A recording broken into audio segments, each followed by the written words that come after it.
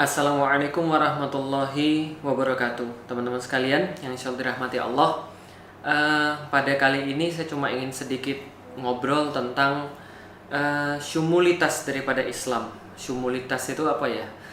Kesempurnaan daripada Islam dan juga keseluruhan daripada Islam. Maksudnya seperti itu. Karena gini teman-teman sekalian, saat kita melihat agama Islam, sebenarnya agama Islam ini adalah agama yang berbeda daripada yang lain. Ada kalanya bahkan kalau dikatakan agama itu juga kurang tepat. Tapi sebenarnya Islam adalah sebuah din. Islam adalah sebuah ideologi. Nah, itu lebih tepat daripada sebuah agama.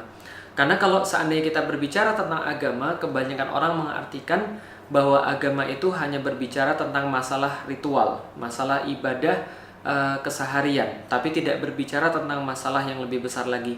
Akan tetapi kalau kita berbicara tentang ideologi, maka biasanya orang-orang mengatakan, loh, kalau Islam disamakan dengan ideologi, berarti sama dong dengan ideologi kapitalis, sama dong dengan ideologi sosialis, yang itu adalah buatan manusia. Jawabannya adalah berbeda. Maksudnya Islam sebagai sebuah ideologi, maksudnya adalah Islam itu mengatur keseluruhan hidup manusia. Islam itu memberikan panduan atas keseluruhan aktivitas-aktivitas manusia. Itu maksudnya Islam adalah bagian daripada ideologi. Tapi bukan berarti buatan manusia. Ideologi langit, ideologi daripada Allah Subhanahu wa Ta'ala. Karena itulah ketika kita berbicara tentang mumayyizat atau keunikan daripada Islam, salah satunya adalah bahwa Islam ini adalah agama ilahiyah, agama rabbaniyah, agama yang datang daripada langit, agama yang berasal daripada Allah Subhanahu wa Ta'ala. Berikut aturan-aturannya pun berasal daripada Allah Subhanahu wa Ta'ala. Gampangnya begini, kalau teman-teman punya HP, tentu yang paling mengerti tentang HP itu adalah pabrik HP, gitu kan ya logikanya. Tentu yang paling tahu tentang HP itu adalah yang buat HP, dan mereka akhirnya memberikan panduan bagaimana cara memanfaatkan HP itu secara maksimal, dan adanya di buku petunjuk, adanya di manual instruction. Dan saya yakin tidak banyak di antara kita yang baca manual instruction. Kenapa? Membosankan, bingung dan sebagainya. Tapi begitulah kemudian logikanya. Kalau seandainya yang buat HP adalah yang paling tahu tentang HP, maka yang buat manusia tentu yang paling tahu tentang manusia. Logika sederhananya seperti itu.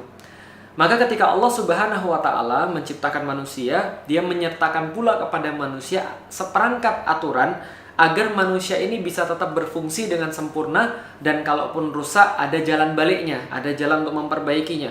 Dan ketika manusia ini mengikuti manual instruction tersebut atau mengikuti panduan-panduan tersebut, maka dia tidak akan pernah kesulitan, maka dia tidak akan pernah rusak dalam tanda kutip, maka dia akan maksimal hidup dia.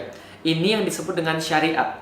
Jadi ketika Allah menurunkan Islam, Allah menurunkan syariat-syariatnya agar manusia itu mampu hidup dengan baik, mampu hidup dengan benar, sesuai dengan apa yang diinginkan oleh penciptanya. Inilah yang namanya Islam. Karena itulah di dalam Islam, sebenarnya setiap perkara-perkara yang berkaitan dengan kehidupan manusia, itu adalah yang dinamakan dengan perkara Islam. Islam mengatur. Jadi aneh kalau ada orang mengatakan, jangan bawa-bawa Islam deh. Islam itu urusan di masjid. Kalau di luar masjid jangan ngomong tentang Islam deh. Ini urusan negara, bukan urusan agama. Ini sangat aneh sekali. Kenapa sangat aneh? Karena ini berarti dia hendak memisahkan antara agama dan kehidupan. Jadi kalau ada orang mengatakan jangan bawa-bawa Islam deh, gak usah ngomong Islam deh, ya artinya dia sedang ingin agar Islam itu tidak berpengaruh di dalam kehidupan. Lah bagaimana seorang muslim tidak bawa-bawa Islam dalam kehidupan? Orang mati pun dia bawa Islam, apalagi hidup. Dan kita sudah fahami bahwa kehidupan di akhirat itu lebih lama dan lebih penting daripada kehidupan dunia.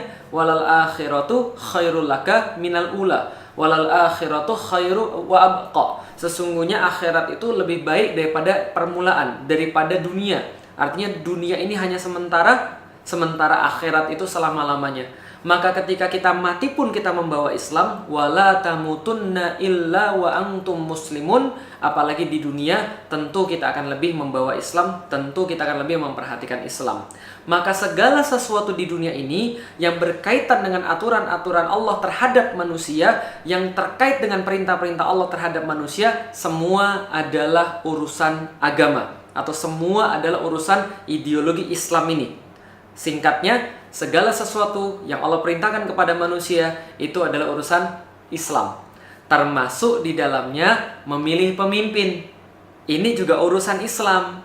Ini juga diatur oleh Allah Subhanahu wa Ta'ala. Misal Allah menyampaikan kepada kita, jangan pilih orang-orang kafir daripada Yahudi dan Nasrani sebagai penguasa yang kelak akan menguasai kaum muslimin. Ini aturan Islam. Allah kemudian mewajibkan pemimpin itu adalah pemimpin-pemimpin yang sesuai dengan syariat yang dicontohkan oleh Rasulullah Shallallahu Alaihi Wasallam dan Khulafaur Rasyidin dan khalifah-khalifah setelahnya dan pemimpin-pemimpin Islam setelahnya. Misalnya disyaratkan di situ ulama-ulama menyederhanakan laki-laki muslim, balik, berakal, adil dan seterusnya. Ini adalah kemudian bagian daripada aturan-aturan agama. Jadi tidak boleh dikatakan bahwa memilih pemimpin itu urusan dunia. Tidak boleh dikatakan bahwa ini adalah urusan selain urusan agama. Tidak boleh, ini adalah urusan agama. Karena itu pun syarat-syaratnya ada di dalam agama. Syarat-syarat keutamaannya juga ada di dalam agama. Segala-galanya diatur di dalam Islam. Maka tidak boleh dikatakan ini bukan urusan selain agama, atau ini cuma urusan dunia, bukan urusan agama. Ini adalah pernyataan yang sangat keliru sekali. Karena di dalam sejarah Islam justru kepemimpinan sangat-sangat diutamakan. Allah Subhanahu wa Ta'ala berkali-kali di dalam Al-Quran menggarisbawahi pentingnya pemimpin. Atiullaha wa atiur rasul wa ulil amri minkum. Ketika itu Allah minta untuk menaati Allah, menaati Rasul, dan pemimpin-pemimpin di antara kalian yang taat pada Allah dan Rasulnya. Nah, ini adalah sangat penting sekali. Contoh misalnya Rasul juga mengatakan, ketika ada tiga orang di antara kalian bersafar, maka pilihlah pemimpin salah satunya. Ini menandakan pentingnya pemimpin. Begitu juga para sahabat. Ketika Rasulullah Shallallahu Alaihi Wasallam wafat di hari Senin, maka pemakaman Rasul itu ditangguhkan, ditunda sampai kemudian sampai masuk ke malam Rabunya. Nah, itu kemudian baru dikuburkan, baru dimakamkan Rasulullah Shallallahu Alaihi Wasallam. Mengapa? Karena kaum muslimin memahami pentingnya memilih pemimpin di dalam Islam yang sesuai dengan aturan Islam, pemimpin muslim yang menerapkan Islam. Nah, inilah yang disebut dengan masalah-masalah agama. Kalau gitu ada nggak di dunia ini yang nggak masalah agama? Tentu ada, tapi bukan berarti lepas daripada agama sepenuhnya. Agama mengatur ada 3 perkara. Perkara pertama yang sudah ditentukan oleh Allah Subhanahu wa Ta'ala syariatnya, maka ini mau tidak mau harus mengikut kepada aturan-aturan Allah Subhanahu wa Ta'ala. Ini misalnya contoh memilih pemimpin, tentang sholat ibadah mahdoh, lalu kemudian bagaimana muslim harus bersikap, perkara halal dan haram, ini semua sudah ditentukan oleh syariat Allah.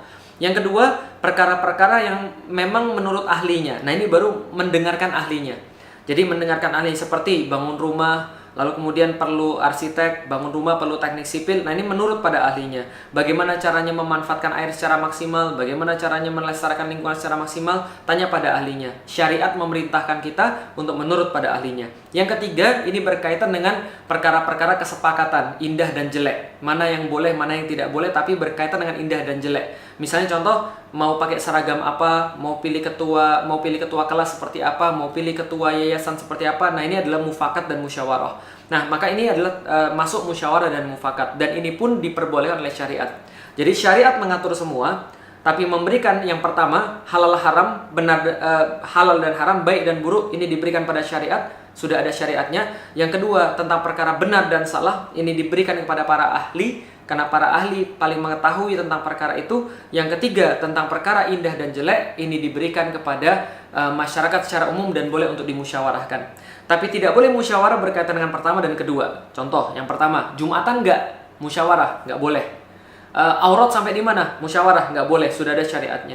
Yang kedua, juga nggak bisa musyawarah. Kalau teknik sipil mengatakan, oh ini fondasinya harus 3 meter, ya buatlah 3 meter. Ini fondasinya harus 20 meter, buatlah 20 meter. Jangan dimusyawarahkan. Kenapa? Karena ahlinya lebih mengetahui. Yang ketiga, nah ini boleh musyawarah. Singkat cerita, teman-teman sekalian, agama mengatur segala-galanya, termasuk mengatur tentang pemimpin. Maka kepemimpinan itu adalah urusan agama, urusan Islam. Dan pilihlah berdasarkan aturan-aturan Islam. Maka jadikanlah kepemimpinan itu sesuai dengan aturan Islam. Bagaimana secara singkat? Allah memerintahkan pemimpin itu yang muslim dan menerapkan aturan-aturan Islam sesuai dengan Al-Quran dan As-Sunnah. Saya Felix Xiao. Assalamualaikum warahmatullahi wabarakatuh.